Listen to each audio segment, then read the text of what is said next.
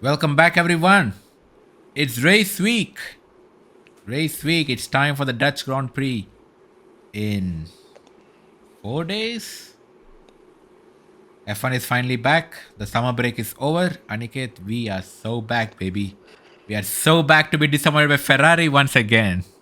You took the words right out of my mouth. I was just gonna say that. You know, there's this meme, right, where there's two guys who are sad and happy. You're sad, you're happy F1 is coming back, but you're sad that you're a Ferrari fan. Ferrari fan. So, Yes, exactly. so we are glad F1 is finally back. We've got stuff to talk about now.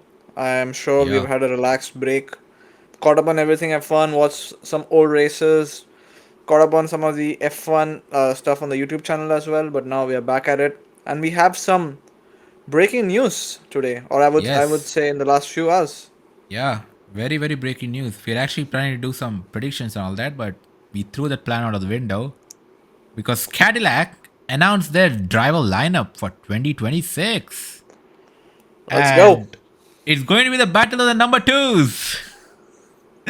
Valtteri Bottas and Sergio Perez. Aniket, what do you think about the lineup? It's a very cautious lineup, right? It's like one of the most safest lineups you could possibly have. What 500 odd races between them, and what Both are race 26 winners as well. race winners, a handful of pole positions, Yeah. a number of podiums. Have as recent as I would say been in two of the dominant teams in F1 in Red Bull or in Mercedes and Red Bull. Yep. So experience with top teams, and yeah, I would think that Cadillac are here because of a reason. They signed these drivers because of a reason, right? They don't want to sign a young driver who might probably take some time getting used to a new team. Instead, they went with two experienced veteran with a combined age of 70 years, probably the oldest driver lineup on the grid from next year onwards, to kickstart their campaign in F1. Because why not, right? Bottas has been on the sidelines this year. Perez has been out of his seat since he got kicked out of Red Bull. They are they are kind of dying to get another chance because of their experience, and who better than Cadillac to give them that chance and help them Absolutely. propel their advancement in F1. Yeah, you're right. But just one small correction. The pairing of Fernando Alonso and Lance Stroll is also 70 years old. I forgot Fernando takes up so much of that, so much of the proportion in Yes. that. Yeah, yeah. But yeah, like you said, a safe choice by Cadillac. But I would say it also shows that they're really serious about this. Yep. They're not there to just waste some investor money or some company money, have some fun, pack up and go. Right? They've chosen two proven drivers. Maybe two of the best number twos you've seen in the past few years. Right? Proven race winners, very good at defending, especially Perez, given the right car, and he has his Yep. own racecraft that he can pull out. And same with Bottas. Didn't he have a record for most number of consecutive Q3s? Much higher than even Lewis Hamilton. So, yeah, two very good experienced drivers coming to Cadillac. So, what do you think their expectations are, Aniket? So, this is a new team, right? Brand Yeah. new team. They have, I mean, the first day of the season is going to be in March. So, they have 7 months now, the two drivers, to get used to the car, do some simulator training. They obviously can't test till February with the current modern F1 rules, right? They can't test in the winter with actual cars like we did in the past. But yeah, 7 months or 6 months before testing. But you obviously can do simulator training and get to grips with the car and all of that.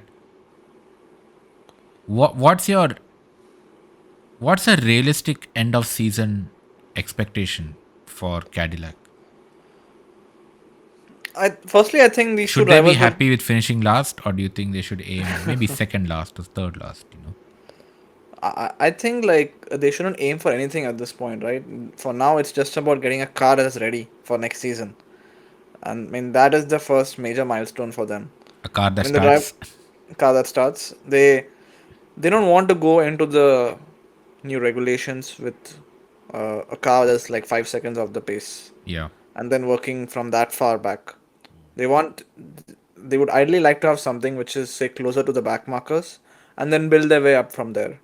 And they've got two very good drivers. They complement very each who would I would think complement each other very well in Bottas and Perez. Bottas the better qualifier, Perez probably the slightly better in race trim. Yeah. So you got the best of both worlds. And in terms of expectations, I think firstly get a car that is reliable. That is important. You don't want a car that keeps breaking down, especially in these new regulations. It's going to be a test of their engineering prowess as well. How they build this car. They're obviously going to start with Ferrari engines for a couple of years at least. So from the engine perspective, and I would think gearbox and a few other elements will also come from the Ferrari. Yeah. Yeah. So they've got that sorted at least. But say if you ask me now as to what they would like to be, where they would like to be at the end of the season, I would think it's more on the lines of probably finish at the bottom of the grid of the constructors championship, finish in one of the last two spots, but don't be too far behind the pace leaders. It's a new set of regulations. It could they could magically say pop up in the midfield as well, because it's a new regulation set, right? Yeah. You never know what's going to happen. You say one of the top guys fall behind and Cadillac has got everything right, and Totally. Bottas and Perez are like, rejuvenated, storming the field and stuff. But in an ideal world, that's probably not going to happen. So I would think closer to the back, but say within a second of whoever's going to be leading in the next championship season. Yeah, and I think if they can get maybe a couple of points finishes, they'll be really, really thrilled Yep. in their first season. I remember who was the last new team we had? Haas. They had a Yeah. decent, they had a decent first season, and they were really thrilled. Of course, they went downhill after that for a few seasons. But Yep. Haas had actually a pretty good, first season by F1 team standards in the first season. So Yeah, I and think this is if another Cadillac can American do team. that, yeah, another American team. Another American team. You got three races in America next year, so they're gonna have some support as well. And Yeah, Bottas and Perez are some of the fan favorites that we have in F1. So yeah, they're gonna have two very uh, fan-friendly drivers. So from a marketing perspective, they're gonna mm. be sorted. Now the performance aspect comes into it, and I'm sure Bottas and Perez, with their huge amount of experience, will give them a direction as to which they need to take the car to. But yeah, it's all up to Cadillac now to deliver, to bring a car to the track uh, on the first race of the weekend, which will hopefully not be too far behind some of the back markers. Yeah, and also like you said about the support in the US, Cadillac is also a much beloved brand in the states. You know, very classic. They're more than 100 years old at this point, and yeah, I think that will help them as well, especially in Austin, Miami, and Vegas. Get some home support. Maybe they can Yeah, get a points finish. Maybe at one of those three races, their fans will absolutely go wild. But I mean, y- first they need fans. come on, man. They have Sergio Perez and Valtteri Bottas. What are you saying? The whole American continent is their fan at this point. I would think so. Yeah, I think as I said, two of the very, very popular drivers on the grid we will have Yeah. in this next season. And it's good to have them back, right? I think like they still had something in them. They were kind of I don't think they finished off their F1 story Hmm. when they've left their respective teams at the end of last year. But yeah, it's good to see them back. Hope they are rejuvenated. And it's the battle of the number twos, right? These are perennial number two drivers. I mean, at least for the last few years. So that's going to be fun. Because we've always talked about who's the better number two driver. Is it Bottas or Perez when they were at Red Bull and Well, Mercedes? find out in We 2026. we will find out now. Uh, you The know, straight battle. how will the radio calls be? Perez be like, hey, should I move over for Valtteri? And Valtteri's like, should I move over for Sergio? Valtteri, it's James. But Aniket, one more question to you.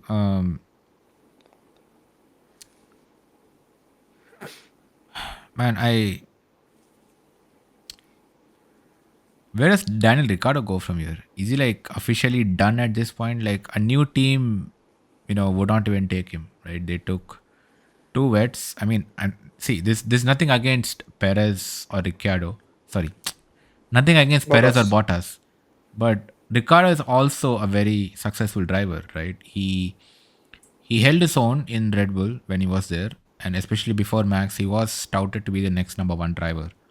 Before a teenage Max Verstappen came and stole his dream. But what do you think this means for Ricardo? Is it? I mean, it's hard to see a place for him now on the grid. Is it done for the Honey Badger? I think it's more or less done, right? This would have been his chance with the new team. Hmm. Uh, an American team. He's again very popular in the States. So if he had, and I'm sure Cadillac did their due diligence. Apparently, they did interview quite a number of drivers. I don't know if Ricardo was one of them, Yeah. but I would think he would have at least been a name thrown up for their one of their Hmm. seats. But you're not hearing any rumors about whether he was in consideration or at all. So at this point, I'm wondering whether it's kind of done for him right now because none of the top teams are planning to give him a drive. You don't see any of the other midfield teams now with their up and coming young drivers uh, going to take a chance on Ricardo again. So yeah, and in public also he probably came out and said in an informal interview that he's not thinking about an F1 return anymore. So Hmm. it's a little sad, but I would think it's time for him to move on to something else, move on to some other adventure at this Yeah. point. As much as we've love to see him, love his on track action, his overtaking, especially late braking. I think F1 has kind of swallowed him out of the sport at this point, and he should probably do look for something else. Hmm. And I would say NASCAR would probably suit him or IndyCar or something like that. Yeah, absolutely. But yeah, I just yeah, I didn't think Ricardo, kind of leave the sport so unceremoniously. Yeah, I think he's probably more successful than Bottas or Perez. Just points and even um, I mean, also as a driver that he should. was not a number two for a while. Some would say he probably should have never left Red Bull when he did at that time for Renault. Or What he if he should had never just have left stayed back? Renault too. He Yeah, for was really McLaren. getting into his groove with the Renault before he went to Yes. McLaren. Yeah. But yeah, I think, I was just looking at some old news reports here. Apparently, in last December, there was a report that he is at the top of the list for Cadillac. He was in the front running, but I think after Ricardo said earlier this year that he's not interested in F1 publicly, Yeah. that might have killed his chances. Yeah. I mean, we don't know why he said that, but yeah, it's definitely sad to see Ricardo go out like that. Because Bottas, there were plenty of rumors for Bottas. We heard about Alpine. We heard about, yeah. I mean, Alpine was a big consideration for him. Yeah. Also the reserve driver at Mercedes, so it's not like it was completely out of the sport. So yeah. Anyway, uh, Cadillac has a driver lineup. They have an engine and they have some parts. All they need is to build that car. Built for combat. Yes, that's how the Cadillac is going to win, Aniket. It's I'm Plan sure. C for combat. Let's I'm go. sure Brad Pitt is working as a consultant for them and probably suggesting this since it's an Yeah. American team. So But so we'll how see if they will actually build. Cadillac win? Combat, combat, It's like combat, Plan C combat. for Plan C for Cadillac, Plan C for combat. It just Yeah, goes along with the flow. that is amazing. Plan C for Cadillac, Plan C for combat. Yeah. Oh my god, Cadillac. It's yeah. And also, Aniket, finally we have more than 10 teams. How long has it been since we had 11th team on the grid? It's been a long time coming, right? We've had instances where teams were close, but then Yeah, didn't work nothing out. went through with the FIA. So now we finally have something coming. It's gonna be weird, right? Seeing 22 drivers on the Yeah, timesheet. we're so used to like a round 20 on the grid, Yes. and So I don't know. So how are they gonna like revamp the qualifying system now? yeah, I don't know. Because Maybe it's five they'll. five worst drivers now. I mean earlier, right? Till now because we have 20. So how are they gonna do Yeah, it? maybe they'll That's do 6, 6, and 10. I don't know. yeah. I think that's what they should do. Yeah. But it's interesting. Cadillac also, it was kind of like, a last minute entry, right? They were initially the Andretti team, Yes, and the guy in charge, I forget the name which Andretti was. I mean, he's Mario always in. Andretti. Yeah, was it Mario or was his father Mario? I forget. His father is the guy who won the championship. His son was the guy who wanted to bring the team Yes, into F1, but then he had a fallout with the FIA. There's correct. some confusion about them not receiving the documents in time. Then he went to the media, you know, talked smart about the FIA. The FIA got angry, Yes. said they'll not take him Oh, in. I think it was Marco Andretti, Yeah, his yeah, grandson. exactly. I think Mario is the dad who won the Yeah, yeah, championship way back. correct. So yeah, it's and then I think then he started shopping the team around because he really wanted the team to get into F1. I mean, kudos to him. And GM has also been looking at potential entry into F1. I think I remember in like 22 or 23, they were talking about two teams coming into F1 in 26. One was GM and one was Andretti. So yeah, I mean there was a rumor at one point. So it's good that GM kind of took over these operations because Andretti actually had a pretty well developed operations last year itself in They did. preparation for 2026. And they had engine, not engine, like what are the aero stuff and all of that. They had operation staff in the US, in the US headquarters and all of that. So they are all that ready to go. They're just waiting for approvals, and now yeah, they're finally in. And we also saw today that a certain Kuwaiti investor is planning to bring back Caterham F1, the Caterham F1 team in 2027. So maybe you'll see 24 cars. There'll be The a rules lot allow of for cars 26, by the way. and a lot of back markers to go through. Yeah. The rules allow for 26, by the way. So Yeah. we have space. We have space. Um, yeah.